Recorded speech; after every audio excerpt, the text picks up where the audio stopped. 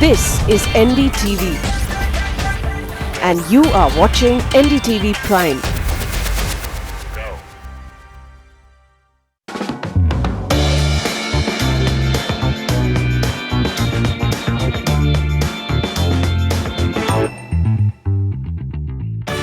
Brigade presents The Realty Debate, powered by Reliance Home Finance with Manisha Natarajan. Welcome to the Realty Debate. Our spotlight today is on the big mission of the government, Housing for All. Where is it really going? Now, 2 out of 5 years of the Modi-led NDA government are complete, and we know how quickly time flies. So, is the mission of Housing for All on the runway yet or not? Otherwise, how is it going to take off? Remember, this was a mandate that the government floated. It was part of the election mandate. And then it was made official last year. So a year later is the most pertinent question to be asking. Joining us, Niranjan Hiranandani, CMD Hiranandani Group and President Narendra West. Also with us, Gulam Zia, Executive Director, Advisory, Retail and Hospitality, Knight Frank, India. Sudhir Vora, Principal Architect, Sudhir Vora Consultants and Urban Planner and Urban Law Expert. Dr. M. Ramachandran, former Secretary, Ministry of Urban Development, and his voice would be so important because he's been in the thick of action when this was being drawn out. Sameer Jasuja, Founder and MD of Prop Equity. Gentlemen, I couldn't have asked for a better panel. But before I go on and ask you the questions, let me just actually quickly see what's happened. Let's do a status check, frankly. Mission Housing for All 2022 was launched on 17th June 2015. So we're really a year apart from there, or a year ahead. Mission to build 6 crore homes, 2 crore in urban and 4 crore in rural India, which translates into 85 lakh homes every year. Now the number was so staggering that even we were wondering how could the government even comprehend such a massive policy. If you take urban alone, India needs to build 30 lakh homes in the let's say 15 lakh, 10 to 15 lakh category to meet this mission. Now let's see what's happened July 2016, and we're going to show you data taken from the Housing Ministry website for urban housing because there's still no data on rural on the site. We added the project sanctioned, proposed houses and those built under 4 schemes of the government, and guess what the numbers showed. Total houses completed 1645. We understand that real estate houses don't get constructed in a year. So yes, this were probably houses which were started earlier and have got completed, but still number 1645. Total houses proposed. Now remember, if you got to meet that mission, just on urban housing, you've got to make 30 lakh homes every year. But total houses proposed by the ministry itself are only 7.28 lakhs. So there's a shortfall of 22.7 lakh. I'm not going to go into the details of what schemes these are. There's in situ slum rehabilitation, then there are other affordable housing, private partnership projects. So these are under 4 schemes. Mr. Ramachandran, what's going on? I mean, where are we on this? I mean, you should be focusing on this or must be watching this very closely. Were you surprised when the government came out with such a humongous target? Yes, the target really appeared to be very huge, but I always give credit to the government for at least starting off with a target because this did not exist before. But Dr. Ramachandran, why put a target which looks absolutely unachievable? I mean, look at our track record. What gave them that comfort or or any confidence that this could be completed or be met? We can have an ambitious target, we can have a very modest target. But looking at the requirement, if the target is kept in terms of what is the requirement and 2022, I'm sure you will take note of the fact that in the initial phase, it was launched in June last year, we are talking about 1 year later. So initial phase, it takes some time for the states also to gear up as to where they want these houses built and what is the project which they are preparing and sending to the central ministry. So it's a question of approval, and in terms of approval, it has reached a figure of close to 10 lakhs if my figures are correct. So that is the approval provided so far. Now approval, construction, this process goes on, and ideally it would start picking up after 1 or 2 or 3 years or so, and then it will suddenly reach a peak in the 4th, 5th, 6th year when there are sufficient sanctions, funds released and states are in a position to execute this. I'm sure you will also note the difference here in the sense that these are essentially government sector construction. I don't know where the private sector is chipping in. I don't have much of a figures on that. If they're also coming in, nothing like it, then probably it'll move faster. So it's the same existing machinery of government which has to undertake this task. It was being done in other forms earlier, but if you compare the figures of present with the other forms earlier, for the rural Indira Awas or for the urban under the JNNURM, what happened under BSUP, I do expect I think the analysis would be correct. So let me ask you a very simple question. Do you see with the change of government acceleration at least in this whole mission of creating affordable housing? Do you feel that we are on the runway? I would at think least? so. I would you would think say so. I would think so. Okay, that's a very, very positive statement coming there. Sudhir, what do you feel? I think there's a movement towards affordable housing. I agree with Dr. Ramachandran to a large extent that these things don't happen overnight. It's not as visible as what you do in a road program or something like that, where I think this government has shown very quick results. I mean, anybody who looks at the way the highways and all have been built now would be really impressed by the speed of construction. In terms of rural housing, both urban and rural, there is a movement. It's only a year old. It will take a little more time for the lands to be consolidated and various things happening. But I think I agree that once it starts happening, it will accelerate. And it's not a gloomy picture, but it's there, it's happening, but it's probably not. It's not disappointing. Visible. Nobody is dejected here. Everyone's saying, okay, the government's intentions are good, and you do see some movement and action.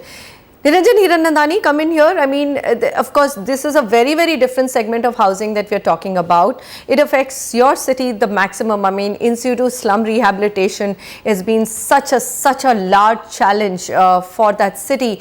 And if you were to evaluate what's happened in the last 2 years of the new government in your state, what would you say? I would say exactly the same thing, that the intention is fantastic. It is absolutely on the ball.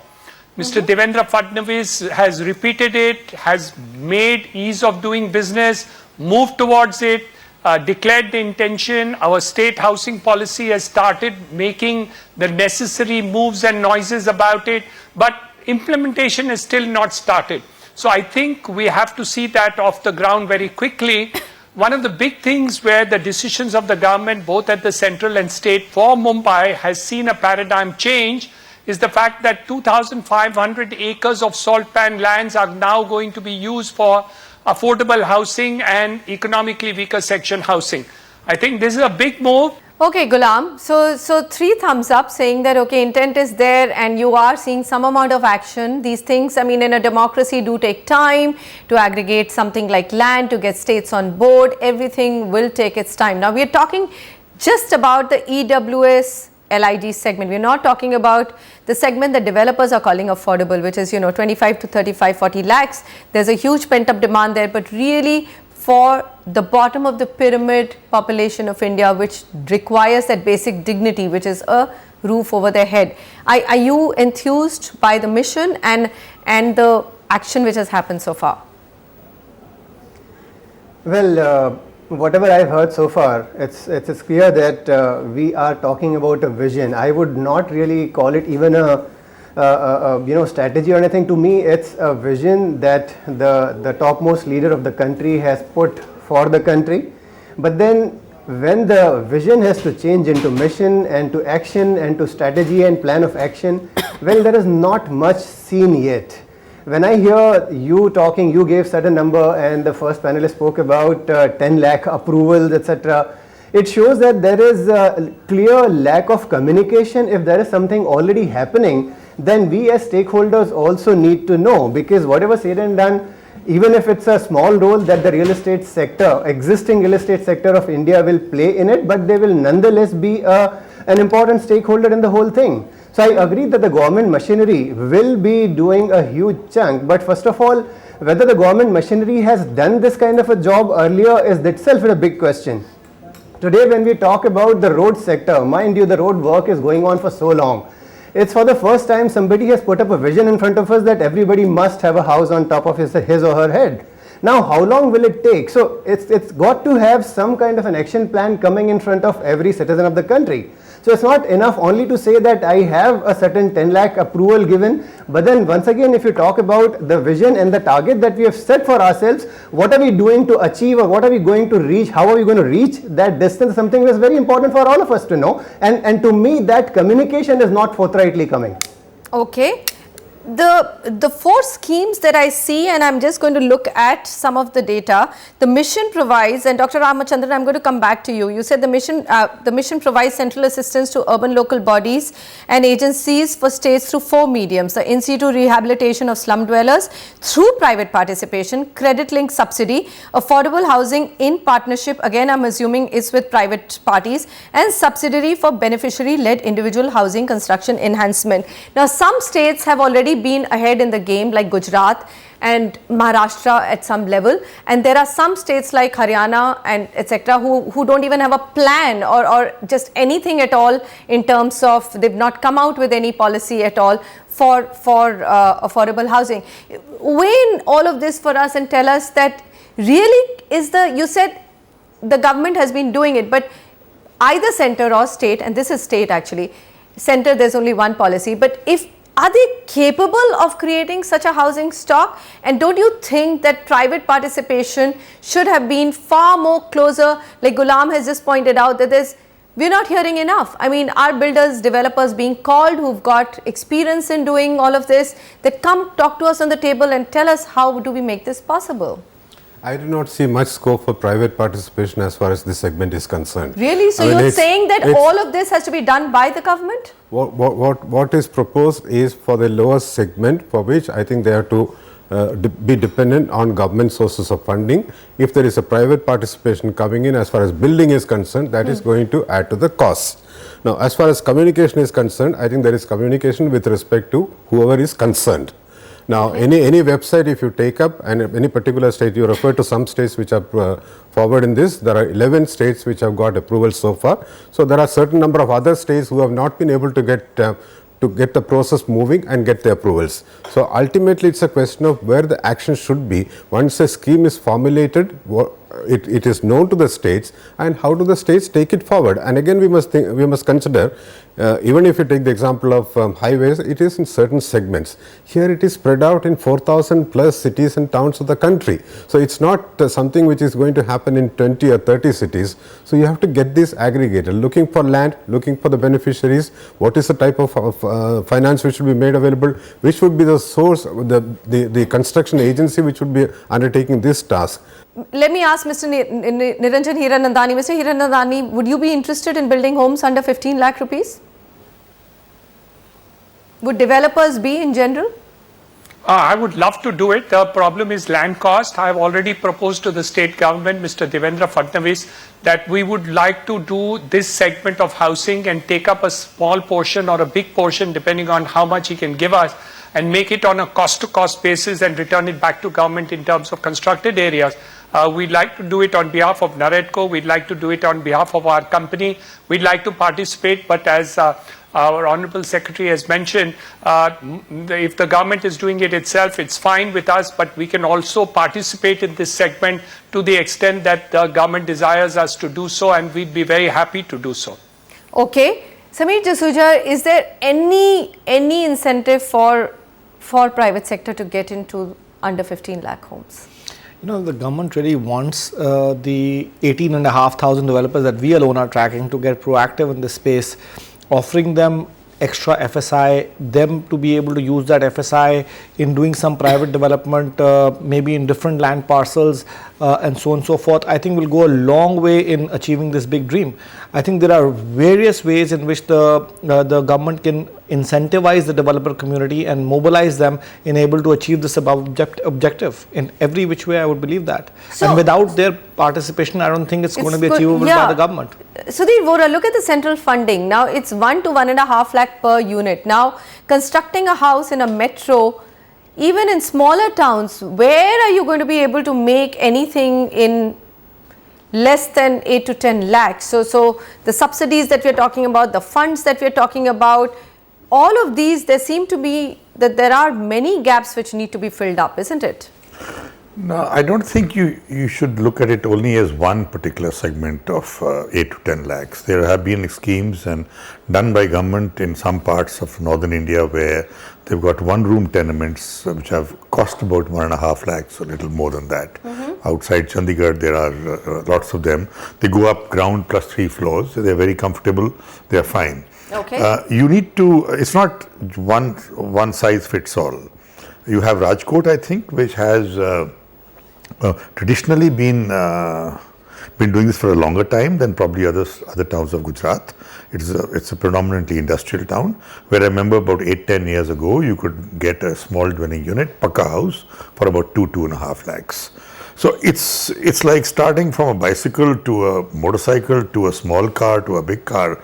You really have to look at it from the bottom of the pyramid. And there have been good examples, may not be that they are well known because they don't come into the limelight. I don't think the private sector